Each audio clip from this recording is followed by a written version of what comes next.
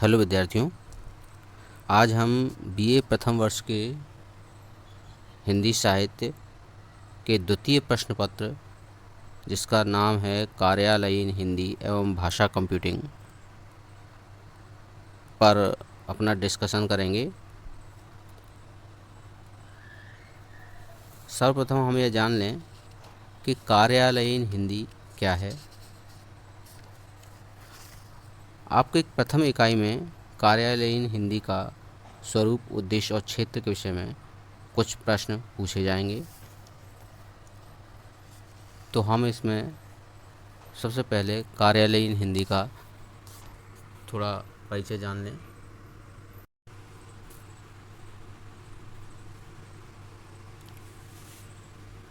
दिनांक 28 जनवरी 1950 को भारत एक गणतांत्रिक देश बना। किसी भी देश की आधिकारिक राष्ट्रभाषा उसके मान और सम्मान को, उसके गौरव को बढ़ाती है। तो भारत जैसे बड़े विकसित विकासशील देश में जो बहुभाषी है, विविध संस्कृतियों का संरक्षक है, ऐसे देश में को जोड़े रखना, उसमें एकता को बनाए रखने के लिए एक सूत्र की आवश्यकता है, एक भाषा की आवश्यकता थी जो सभी को जोड़े रखे। ऐसे में यह एक बड़ा चैलेंज भी था, जिसको जोड़े सभी राज्यों को संपर्क भाषा के रूप में और शासकीय कार्यकाज की भाषा के रूप में किसी भाषा का चुनाव करना पड़े। तो उस समय लोकसभा के 20 सदस्य और राज्यसभा के 10 सदस्यों की एक समिति का गठन किया गया, जिसे प्रथम राजभाषा आयोग का नाम मिला। इस आयोग को संविधान के अनुच्छेद 344 भाग 4 के तहत इसका निर्माण किया गया और इसे राष्ट्रपति के समक्ष अपनी रिपोर्ट प्रस्तुत करने को कहा गया। इस समिति ने अपनी रिपोर्ट राष्ट्रपति के समक्ष 8 फरवरी 1959 को प्रस्तुत कर दी। इस रिपोर्ट के आधार पर देश की राजभाषा के रूप में हिंदी को राजभाषा का दर्जा प्राप्त हुआ। 1963 में राजभाषा अधिनियम बना, जिसे बाद में संशोधित करके 1967 में प्रकाशित किया गया। इन नियमों और अधिनियमों के निर्माण का मुख्य उद्देश्य राजभाषा के रूप में हिंदी को मान्यता प्रदान कराना और उसके क्रियान्वयन और विभिन्न उपायों का समावेश करना था। राजभाषा के रूप में सभी सरकारी कामकाज में, विशेषकर केंद्रीय सरकार के कार्यालयों में इसके प्रयोग पर बल दिया गया तथा यह अपेक्षा की जाती है कि इसके प्रयोग प्रचार प्रसार के लिए सभी कर्मचारी प्रयास करेंगे। भाषाई आधार पर भारत को 3 वर्गों में विभाजित किया जा सकता है: क वर्ग, ख वर्ग और ग वर्ग। इन क और ख और ग 3 भागों में जो विभाजित किए गए, वे कुछ राज्य इस प्रकार हैं। क क्षेत्र के राज्यों में बिहार, छत्तीसगढ़, हरियाणा, झारखंड, राजस्थान, मध्य प्रदेश, उत्तराखंड, उत्तर प्रदेश, दिल्ली और भी केंद्र शासित प्रदेश दिल्ली हो गया, और अंडमान निकोबार द्वीप समूह, ये सभी आते हैं। अब बचा ख क्षेत्र। ख क्षेत्र में गुजरात, पंजाब, महाराष्ट्र, दमन द्वीप, चंडीगढ़, दादरा और नगर हवेली, ये संघ राज्य क्षेत्र भी आते हैं।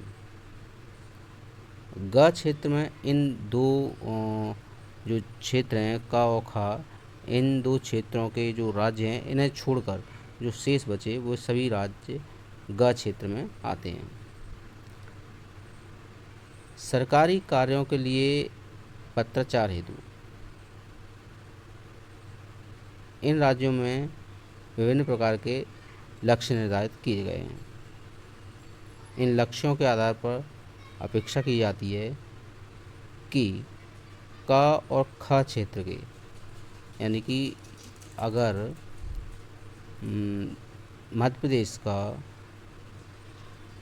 कोई कार्यालयीन पत्र ख क्षेत्र के, यानी कि महाराष्ट्र, गुजरात या पंजाब क्षेत्र के किसी कार्यालय में जाए, पत्राचार करे, तो वह 100% हिंदी में किया जाए। वहाँ से वह पत्र हिंदी में आए और यहाँ से भी उसका जवाब हिंदी में जाए, 100% हिंदी में किया जाए। तथा ग क्षेत्र के कार्यालयों के लिए यह लक्ष्य 60% रखा गया है, यानी कि 40% तक इन्हें छूट प्राप्त है। क क्षेत्र के कार्यालयों से अगर ग क्षेत्र के कार्यालयों को भेजे जाने वाले पत्र हिंदी में हो सकता है, मतलब उसका पत्राचार हो सकता है हिंदी में। यदि एमपी का कोई कार्यालयीन पत्र, शासकीय पत्र और दक्षिण भारत के किसी राज्य को जाता है तो वह हिंदी में पत्राचार कर सकता है, किंतु उसे उसका अनुवाद भी साथ में भेजना होगा। यह उनसे अपेक्षा की जाती है कि वे उसका अनुवाद भी साथ में भेजें, ताकि एक संपर्क स्थापित किया जा सके। भाषा को देखा जाए, जो भाषा का स्वरूप है, भाषा एक सशक्त माध्यम है मानवीय अभिव्यक्तियों की। चूँकि भाषा न केवल मानवों की होती है, भाषा जानवरों की भी होती है। भाषा सांकेतिक भी हो सकती है, लिखित मौखिक भी हो सकती है। यहाँ भाषा का मुख्य उद्देश्य क्या है? जब हम कार्यालयीन हिंदी की बात करते हैं तो यहाँ एक जो भाषा है वह हिंदी है, जिसकी मुख्य उद्देश्य जिसका है वह ये कि वह अपनी बात सामने वाले से आसानी से कर सके। इतना सब होते हुए भी आम लोगों में यह धारणा है कि हिंदी का प्रयोग कठिन होता है, क्योंकि जो साहित्यिक हिंदी है वह थोड़ी अपेक्षाकृत सामान्य बोलचाल की भाषा की अपेक्षा कठिन होती है, और यदि इस हिंदी का प्रयोग आम पत्राचार में किया जाए तो लोगों का मानना है कि वह हास्यास्पद होगी, समझने में थोड़ी कठिनाई आएगी। शायद इसी भ्रम के कारण लोग हिंदी को अपनाने से कतराते हैं।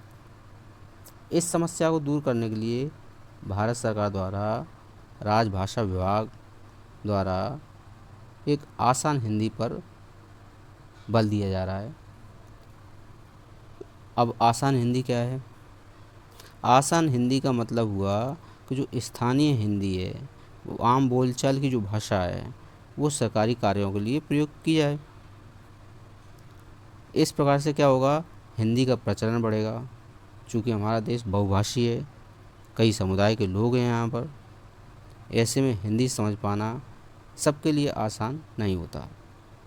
कोई किसी तरह की भाषा बोल रहा है, किसी की संस्कृति कैसी है, तो आसान नहीं होता। यहाँ बहुभाषी लोग हैं। क्षेत्र विशेष के जो प्रचलित शब्द होते हैं, उन शब्दों के प्रयोग से भाषा की जो धारा है उसको सुचारू रूप से चलाना होगा। और इससे होगा क्या कि हिंदी में इनके प्रयोग बढ़ते जाएंगे और हिंदी का भी विस्तार होता जाएगा। आमतौर पर ये देखा गया है कि आसान शब्दों को अगर ग्रहण कर लें तो आसानी तो होती ही है, लेकिन कई बार उस आसानी से कुछ कठिनाई भी होती हैं। जैसे भारी भरकम जो शब्द होते हैं उनके साथ बोलने में दिक्कत आती है। जैसे सरकारी कार्यालयों में विधि का अनुसरण किया जाए, वहाँ हिंदी का प्रचार प्रसार अपेक्षाकृत अधिक ही हुआ। उदाहरण स्वरूप अंग्रेजी का शब्द अप्रूवल के लिए हिंदी के कई विकल्पों का प्रयोग किया जा सकता है, जो अनुमोदन या संस्तुति हो सकता है। यह भी प्रावधान किया गया है कि यदि कोई कर्मचारी हिंदी लिखने में मात्राओं संबंधी, वर्तनी संबंधी कोई गलती या त्रुटि करता है तो इस बात के लिए उसे हतोत्साहित करने के बजाय प्रोत्साहित किया जाना चाहिए कि कम से कम उसने हिंदी में लिखने का प्रयास तो शुरू किया। कई बार ऐसा देखा गया है कि अंग्रेजी में प्राप्त पत्रों को हिंदी में अनुवाद करवाने की आवश्यकता पड़ जाती है। अनुवाद कराते समय ज़्यादातर लोग शब्दानुवाद का प्रयास करते हैं। शब्दानुवाद जैसे जो शब्द जहाँ पर लिखा हुआ है उसका वही अर्थ उसके नीचे लिखना या उसको उसी तरह से पढ़ना।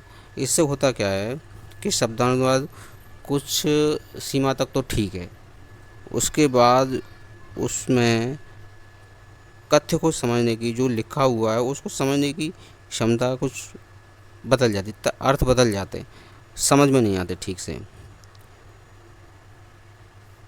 कहीं कहीं उसकी जो मूल अर्थ है वो बहुत भारी और उबाऊ टाइप का होने लगता है। ऐसे में यह सलाह दी जाती है कि जो अनुवाद है वो शब्दानुवाद न करते हुए भावानुवाद किया जाए। अंग्रेजी पाठ के मूल कथ्य को अगर प्रदर्शित किया जाए तो उसे समझने में आसानी हो जाएगी और उसके अनुरूप पत्राचार किया जाए। सरकारी कामकाज में पहले देखा गया है कि अंग्रेजी कुछ ऐसे वाक्य होते हैं जिनका हिंदी अनुवाद बड़ा ही कठिन लगता है, या हिंदी में उन शब्दों या वाक्यों का प्रयोग करना बहुत ही अटपटा सा लगता है। जैसे आई एम डायरेक्ट टू से या I am directed to forward. ऐसा माना जाता है कि पत्र जारी करने वाले अधिकारी अपने से कुछ कह रहा है, लेकिन वह सरकार के अनुदेश पर सभी काम करता है। हमसे तो कहेगा वो पत्र के माध्यम से, लेकिन वो सरकार के आदेशानुसार करेगा। इसलिए हमेशा पत्राचार में यह वाक्य प्रयोग किया जाता है कि इनका हिंदी में अनुवाद मुझे यह कहने का निर्देश हुआ है। वह हमेशा क्या कहेगा कि मुझे यह कहने का निर्देश हुआ है या मुझे अग्रेषित करने का निर्देश हुआ है, इसलिए वह आपको कह रहा है। अंग्रेजी के जो पत्र होते हैं उसमें डियर सर का प्रयोग होता है, पर हिंदी में महोदय लिखा जाता है। अंग्रेजी पत्राचार में योर फेथफुली लिखा जाता है, पर इसके हिंदी रूप में आपका क्या अर्थ हो जाएगा, आपका विश्वासी, जो गलत होगा। इसकी बजाय हम लोग भवदीय लिखना पसंद करेंगे। तो इस प्रकार से शब्दानुवाद न करते हुए भावानुवाद किया जाना चाहिए। अगली कक्षा में हम नए शीर्षक के साथ मिलेंगे। नमस्कार।